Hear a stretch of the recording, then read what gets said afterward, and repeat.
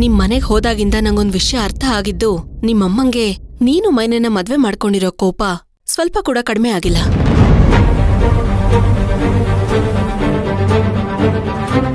ಕಡಿಮೆ ಆಗದೆ ಹಾಗೆ ಇದ್ರೂ ಪರವಾಗಿಲ್ಲ, ಆದ್ರೆ ಮೊದ್ಲು ಇದ್ದಿದ್ದಕ್ಕಿಂತ ಈಗ ಇನ್ನೂ ಜಾಸ್ತಿ ಆಗಿದೆ. ಅದಕ್ಕೆ ಕಾರಣ. ಮೇಡಮು ಏನ್ ಹೇಳ್ತಿದ್ದೀರಾ? ಕಾರಣನಾ?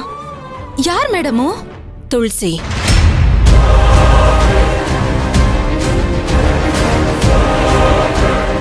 ಮಹಾಲಕ್ಷ್ಮಿ ಮದುವೆ ಸೋಮವಾರದಿಂದ ಶನಿವಾರ ಸಂಜೆ 6:30ಕ್ಕೆ ನಿಮ್ಮ ಸನ್ ಉದಯದಲ್ಲಿ. ತುಳಸಿನ ನೋಡ್ತಾ ಇರುವಾಗೆಲ್ಲ ನಾನು ಅನ್ಕೊಂಡಿರೋದು ಆಗ್ಲಿಲ್ವಲ್ಲ ಅನ್ನೋ ಕೋಪ ಧ್ರುವ ಅವ್ರ ತಾಯಿಗೆ ಜಾಸ್ತಿ ಆಗ್ತಾ ಇದೆ. ಅಷ್ಟೇ ಅಲ್ಲ, ಅವ್ರಿಗಿರೋ ಕೋಪನ ತುಳಸಿ ಅವಳ ಫೇವರ್ ಆಗಿ ಯೂಸ್ ಮಾಡ್ಕೋತಿದ್ದಾಳೆ. ನನಗದೇ ಡೌಟು. ಇದ್ರಲ್ಲಿ ಡೌಟೇ ಇಲ್ಲ ಮೇಡಮ್. ಖಂಡಿತವಾಗ್ಲೂ ನಮ್ಮಮ್ಮನ್ಗೆ ಮೈನಾ ಅವ್ರ ಮೇಲಿರೋ ಕೋಪನ ತುಳಸಿ ಅವಳ ಫೇವರ್ಗೆ ಯೂಸ್ ಮಾಡ್ಕೋತಿದ್ದಾಳೆ. ನೀನೇ ಹೋಗಿ ನಿಮ್ಮಮ್ಮನ ಹತ್ರ ಸ್ಟ್ರಾಂಗ್ ಆಗಿ ಮಾತಾಡು ಧ್ರುವ.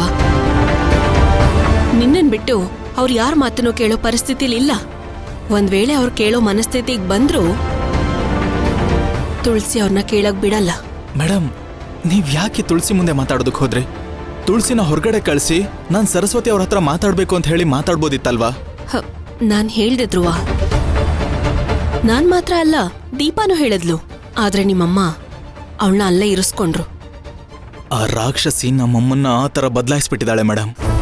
ನಾನು ತಾಳ್ಮೆಯಿಂದ ಎಷ್ಟೋ ಸಲ ಎಕ್ಸ್ಪ್ಲೈನ್ ಮಾಡೋದಕ್ಕೆ ಟ್ರೈ ಮಾಡಿದ್ದೀನಿ, ಆದ್ರೆ ಇನ್ಮೇಲೆ ತಾಳ್ಮೆಯಿಂದ ಇರೋದ್ರಿಂದ ಏನು ಪ್ರಯೋಜನ ಇಲ್ಲ ಅಂತ ಗೊತ್ತಾಗ್ತಿದೆ. ಇಲ್ಲ ಧ್ರುವ, ನೀನೀಗ ತುಳಸಿ ಹತ್ರ ಕೋಪ ತೋರ್ಸೋ ಬದಲು ನಿಮ್ಮಮ್ಮನ ಹತ್ರ ಹೇಗಾದ್ರೂ ಮಾಡಿ ಸಮಾಧಾನದಿಂದ ಮಾತಾಡು. ಮೈನನ್ನ ನಿಮ್ಮನೆ ಕರ್ಕೊಂಡು ಹೋಗ್ಬೇಕು. ತುಳಸಿ ಹತ್ರ ಜಗಳ ಮಾಡಿದ್ರೆ ನಿಮ್ಮಮ್ಮಂಗಿರೋ ಕೋಪ ಇನ್ನೂ ಜಾಸ್ತಿ ಆಗತ್ತೆ. ಆ ಕೋಪ ಮೈನನ್ ಮೇಲ್ ತಿರುಗತ್ತೆ. ಅದೆಲ್ಲ ನಾನು ನೋಡ್ಕೊಳ್ತೇನೆ ಬಿಡಿ ಮೇಡಮ್. ಈಗಲೇ ಮನೆಗೆ ಹೋಗಿ ನಮ್ಮಮ್ಮನ ಹತ್ರ ಮಾತಾಡ್ತೇನೆ. ಹಾಗೆ ಆ ತುಳಸಿನ ಹೇಗೆ ವಿಚಾರಿಸ್ಕೋಬೇಕೋ ಹಾಗೆ ವಿಚಾರಿಸ್ಕೋತೇನೆ. ಮೇಡಮ್, ಆ ತುಳಸಿ ನಮ್ಮ ಮನೇಲಿ ತುಂಬಾ ದಿನದಿಂದ ಇದ್ಲು, ಆದ್ರೆ ಅವಳ ಒರಿಜಿನಲ್ ಕ್ಯಾರೆಕ್ಟ್ರು ನನ್ಗೆ ಈಗೀಗ ಅರ್ಥ ಆಗ್ತಿದೆ. ನೀವು ಬರೀ ನಮ್ಮ ಮನೇಲಿ ಒಂದು ಅರ್ಧ ಗಂಟೆ ಇದ್ರಿ ಅನ್ಸತ್ತೆ.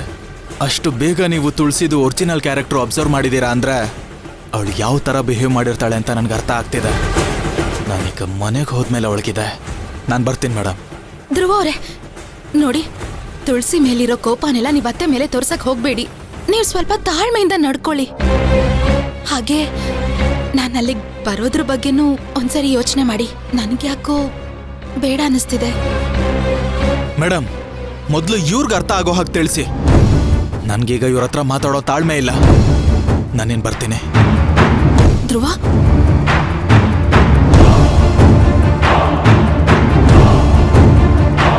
ಮಹಾಲಕ್ಷ್ಮಿ ಮದುವೆ ಸೋಮವಾರದಿಂದ ಶನಿವಾರ ಸಂಜೆ 6:30ಕ್ಕೆ ನಿಮ್ಮ ಸನ್ ಉದಯದಲ್ಲಿ. ಮಗುಗೆ ಬುದ್ಧಿ ಹೇಳ್ದಂಗ್ ನಾನು ಆಗ್ಲಿಂದ ಹೇಳ್ತಾನೆ ಇದ್ದೀನಿ.